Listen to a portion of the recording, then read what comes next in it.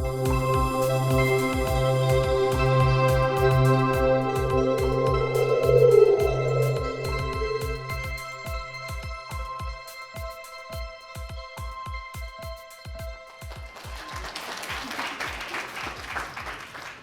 have to admit, I'm a little bit nervous today, and that's not because of you.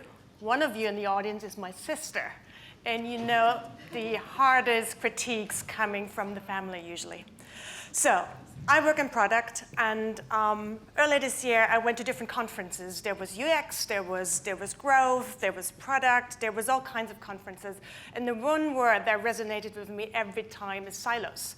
You heard it this morning. I think Antonella might mention silos. Silos are everywhere, and they come in different shapes and sizes, and it just kept in my head, and I didn't really know what to do about it besides me working in the company.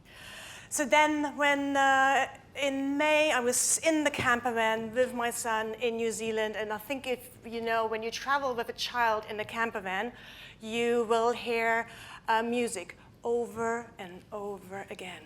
So, Lego Movie 2, song that I heard over and over again, that was stuck in my head, and I have done user research. I'm not going to sing it for you. So, everything's not awesome. Everything's not cool. Things can't be awesome all the time. It's an unrealistic expectation. But that doesn't mean we shouldn't try. Everything is better when we stick together. We stick together. Side by side, you and I, sing it together, better together. So what I want to take you through is my approach to product and growth. I want you to take that as an opportunity to push your own boundaries, because we heard earlier that we sometimes feel like product is always in the lead. Product shouldn't be always in the lead. Product is the bass guitarist in a rock band and not the front-end singers. And I think sometimes it takes other people to nudge product into place so they realize that we are a team and that we are better together. So take this as an inspiration, and please come talk to me afterwards if you don't know how to. Let's see if that works. No, it doesn't. I need technical help. Can somebody rescue me? Because this doesn't work. Am I doing something wrong? Am I pressing the wrong direction?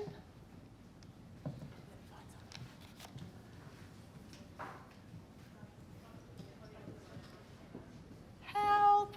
Tech, help! Because I will start singing. It's not good. While he's going to try to help me for the next slides, I'm going to tell you a little bit more, and luckily I have a printout. There's always a paper backup for me. So working in product for me is all about delivering value for customers as well as for coworkers, because a lot of the product work is also about changing the processes. And in my case, working at Doctor Care Anywhere, our customers are actually patients and doctors. And suddenly that customer, that user, has a much more serious note, because you're talking about people's health, and that makes it much more closer to home even. Working in cross-functional teams, I as a product person know that I can't do pretty much anything about the team. If it's UX, if it's data, whatever it is, there's always somebody that needs to help me because I can't build it myself. And making decisions what to build. We hear a lot in product, oh, the product decided not to build. We have to tell the story, why are we not building? So Antonella said sometimes the product owner knows more. They shouldn't. Everybody in the team should actually know what's going on, and they have to tell the story. When we do demos at Dr. Care Anywhere, the techies will tell the story, and they better also tell the story, what's happening, why is it happening, what does good look like, and what's coming next. Oh, we're doing really well here. So, since you can't see, I will go on with my paper copy, being prepared. I'm going to take you on to something a problem I had to solve. And the problem is actually my name. Oh, and actually here it is. So, I needed a Twitter handle. And I wanted it to be short, spellable, and easy to remember. Working in a cross-functional approach, my first thought is I do technology, right? I try different ones, and something will come up, and nothing came up that was really helpful because my name is so long. The solution came from a friend of mine, so she put in, yes. So she put in my name in a search engine, and she wrote something out, and the spell checker actually came up with rectangle.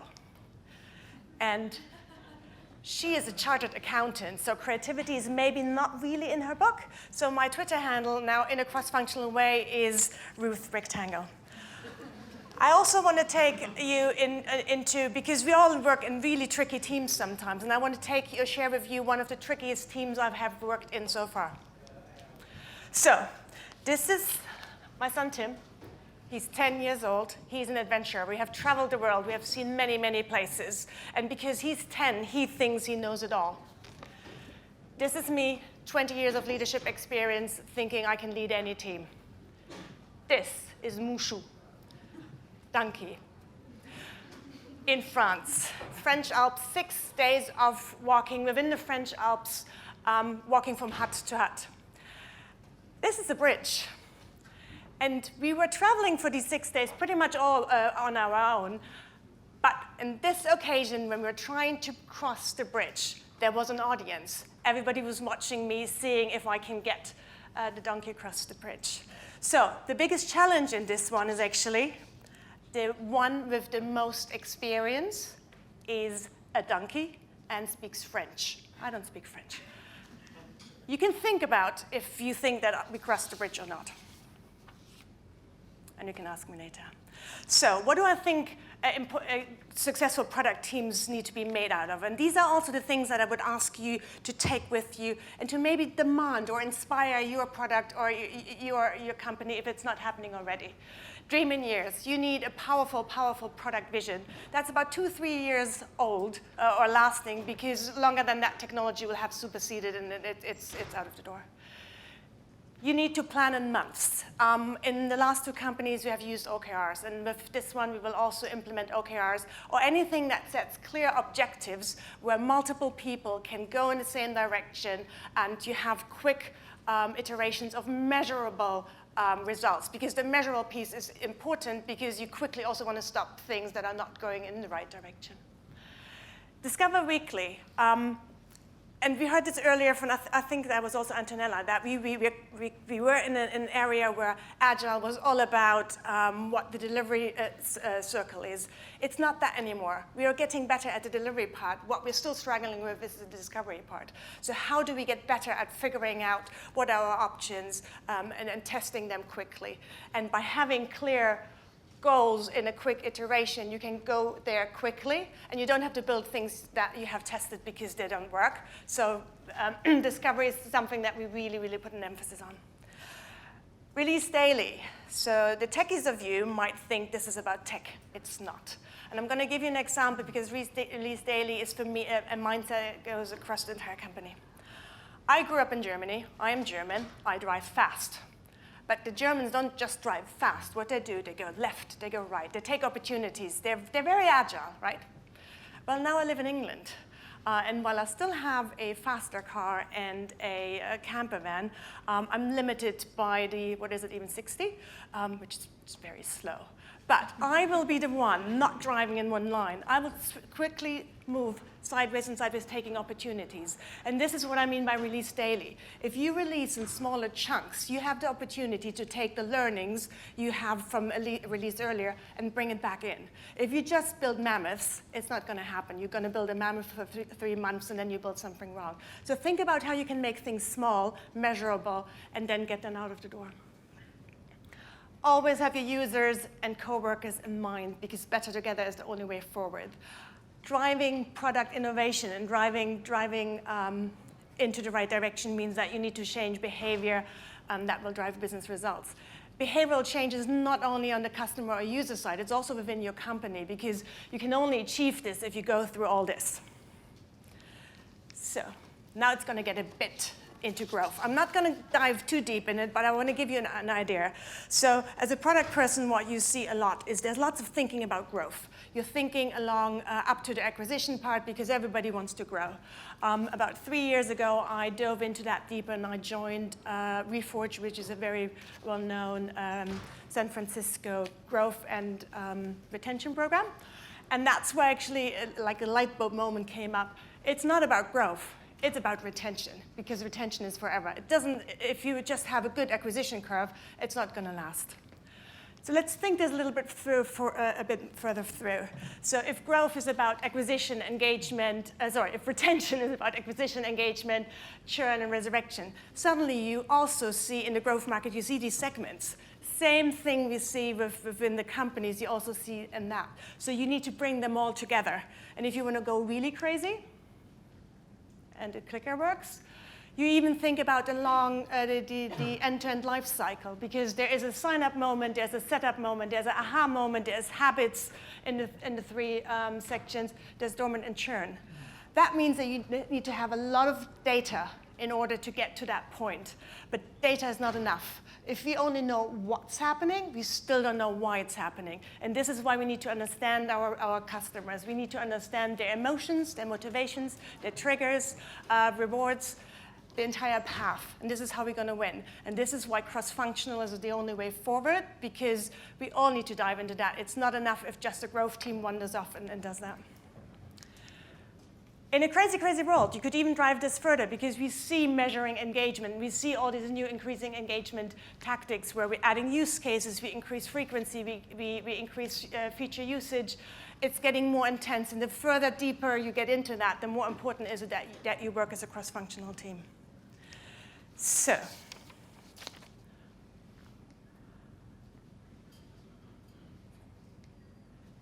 before I finish, I'm going to quickly show you how tricky it is actually to build cross-functional teams. Let's pretend for a second that these are the different departments, right? UX, data, tech, product, you name them. And to create cross-functional team, can you see how tricky this is? It's really, really, really tricky, even with that cube. But once you've achieved that, and once you have pushed for a vision, a planning, a discovery, and release, you will get to this wonderful cube. Sir, do you want to try to solve this to bring it back to normal? There we go. That's the power of cross-functional ways, because once you're there, once you have the team engaged and everybody focus on that vision and that strategy, you will win. And it will take you a very long time and maybe some help of somebody else to solve that. So that's it from me. Short and snappy, I hope. I hope you enjoyed it. Please connect if you're interested to talk more. Happy to talk. No?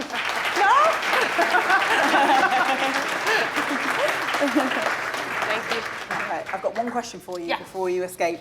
So we had a question pop up during your talk, which, by the way, thank you so much. What a lovely length. So concise. It was perfect. And basically their question was this. In a company with product teams that aren't dedicated to one product, where they've got no time to spend months planning, how do they show results? Sorry, say that again. And the product team? So in a company where product teams aren't dedicated to just one product and therefore can't spend months planning, how should they show results? I think, and this is coming down from the business. You as a business or any business needs to come up with clear objectives that they want to achieve so everybody can work into that. And I think my first attempt would be drive them to get actually into that place. So the company I just started with had 6 different objectives until April. After April, we'll have 1, because 6 is just unrealistic. Nobody knows where to go. So make sure that they have one path and push for that. Fantastic. Thank you so much. Let's have a huge round of applause for Ruth Guthoff Recknagel. Oh, thank you. All right.